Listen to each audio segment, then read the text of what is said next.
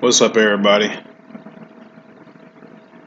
Today is July 5th, 2017, and it is the 2,858th day that the U has not beaten Florida State in football. Going to be recapping 3 days worth of sports news or sports topics that I will be talking about, uh, partly due to the July 4th holiday.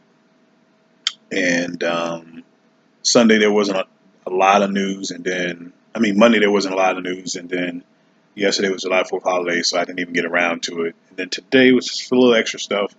So we got all that on there. So a lot of basketball still, and some baseball. Uh, Real quick, in the only music information or news that I want to give to you is that Jay Z's album 444 has already gone platinum after 1 week, and actually hasn't even been a week, has it? Friday would be a week. Or after 1 week it was. I don't even know how long it's been out. But anyway, it's already platinum.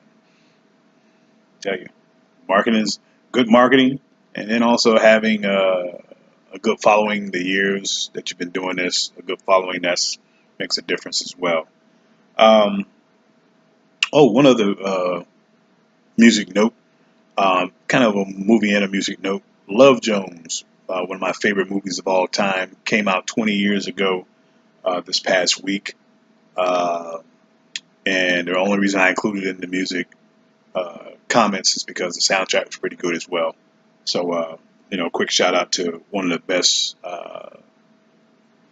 movies ever made, romantic movies ever made, and a very good soundtrack, one of the top soundtracks too.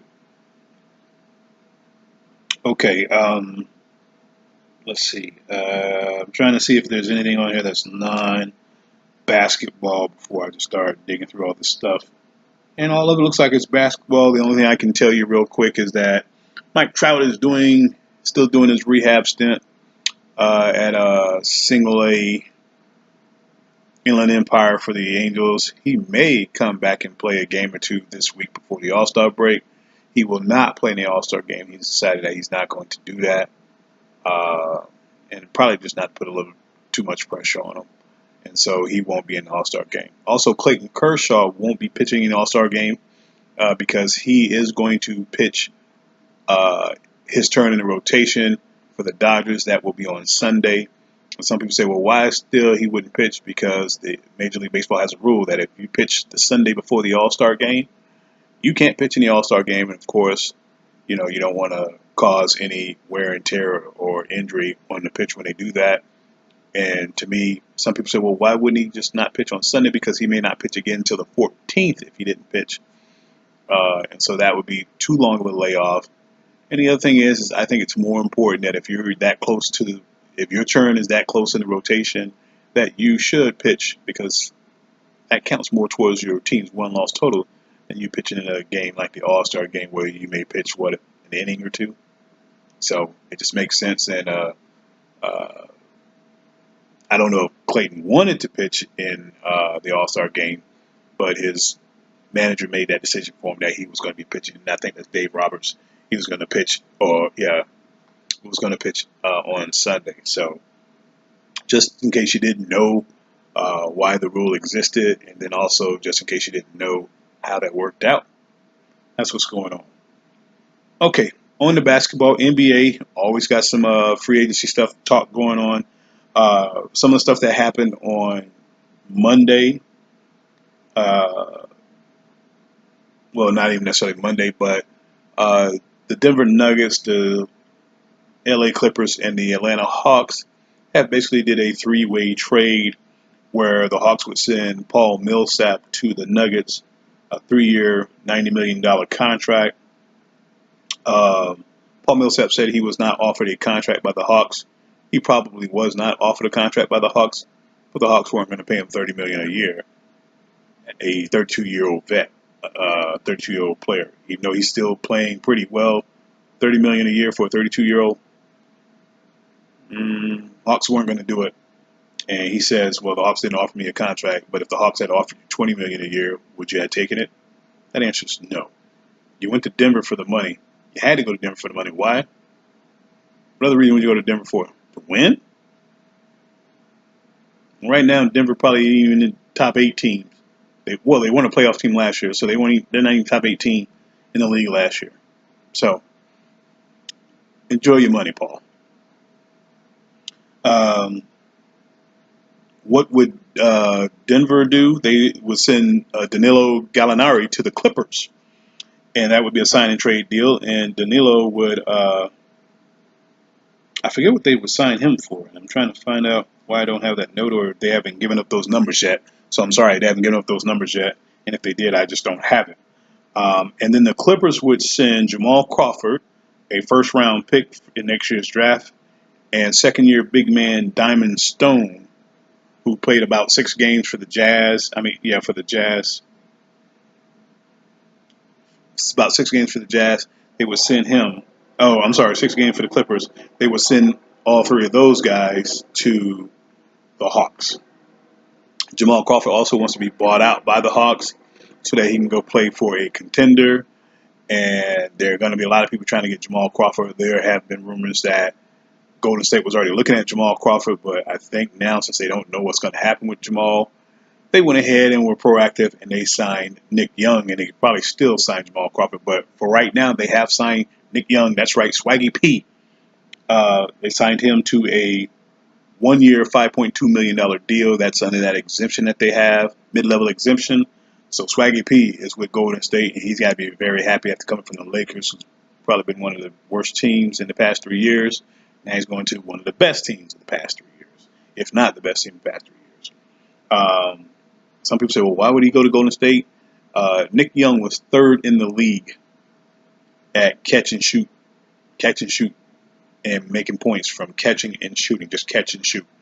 And so they look at that based on the system that they run, that's exactly how he fits in, because you're going to be open a lot. And in that system that they have in Golden State, catch and shoot, with all the rotation of the ball, somebody's going to be open, and you got to get it, you got to catch it, you got to shoot it.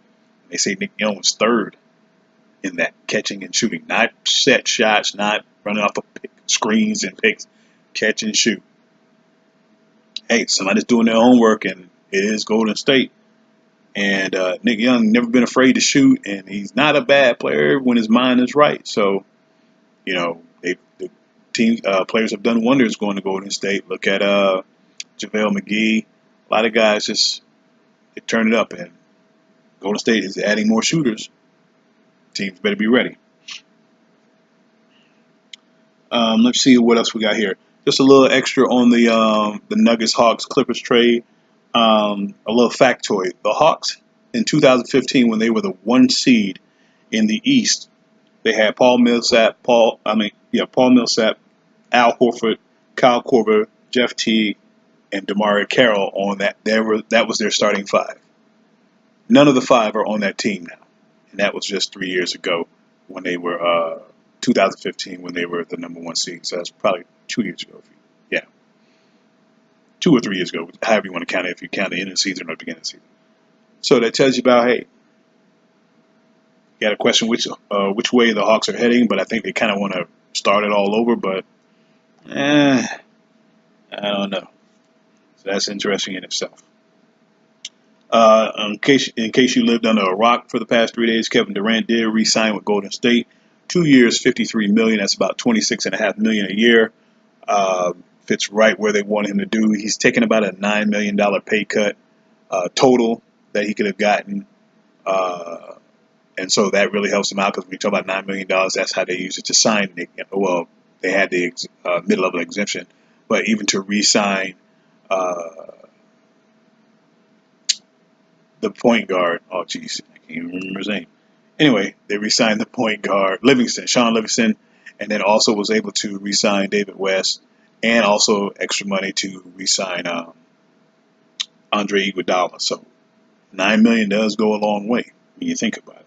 So Golden State is basically reloaded. Durant was a man true to his word to say, hey, he'll take less to keep it all going, and see how it's going to go. Gordon Hayward is expected to sign with the Celtics. 4 million, 120, 4 years, 128 million. That's 32 million a year. He's ready to sign. The problem is the Celtics got to clear up some cap space in order for him to do that. That cap space, of course, is going to start with Jay Crowder. Jay Crowder plays the same position as Gordon Hayward. They were already talking about getting Gordon Hayward throughout the season, I think it was. So Jay Crowder was in a bad situation anyway. But it at least helped him to play hard, and work hard. So so he could be tradable and make some money. But that's got to be a weird feeling where everybody's talking about getting another player and just basically replacing you. So the Celtics got to move Jay Crowder. Even if they don't move Jay Crowder, they could still possibly move Marcus Smart. They can also move. Who's the other guy? I had it listed too. Marcus Smart, or move Jay Crowder, Marcus Smart. There was another guy. Jay Crowder was a guy I couldn't remember, and now now I got that. Anyway, those three guys were on the market to possibly be moved, and so Celtics aren't done dealing because they got to do something. So that is not over, because if the movements don't make, then if the movements aren't made, then they can't get Gordon Hayward, and Gordon Hayward probably be, if somebody else is after him, then they can go after him, or Utah may have a chance to keep him. So we'll see how that goes as well.